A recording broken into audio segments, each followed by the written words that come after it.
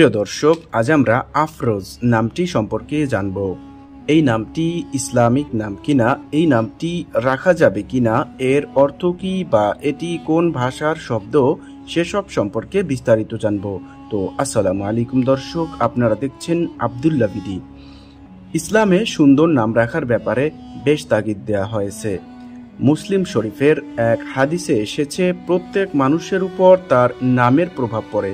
এছাড়াও আরেকটি হাদিসে পাওয়া যায়, নিশ্চয়ই কিয়ামতের দিন তোমাদেরকে ডাকা হবে তোমাদের নাম ও পিতার নাম ধরে, তাই তোমাদের নামগুলো সুন্দর করে রাখো। তাই আমাদের উচিত সুন্দর অর্থবহ ইসলামিক নাম রাখা। তবে যে সকল নাম বিধর্মীদের নামের সাথে মিলে যায়, সেরকম নাম না রাখাই উত্তম। যদি প্রশ্ন করেন আফরোজ নামটি কি ইসলামিক নাম? হ্যাঁ, এই নামটি একটি ইসলামিক নাম। এই নামটি সাধারণত আরবি ভাষার শব্দ কিংবা আরবি ভাষা থেকে এসেছে।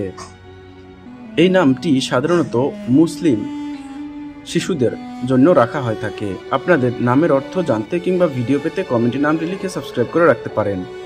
আফরোজ নামের আরবি অর্থ হচ্ছে উজ্জ্বলকারী বা দীপ্তি।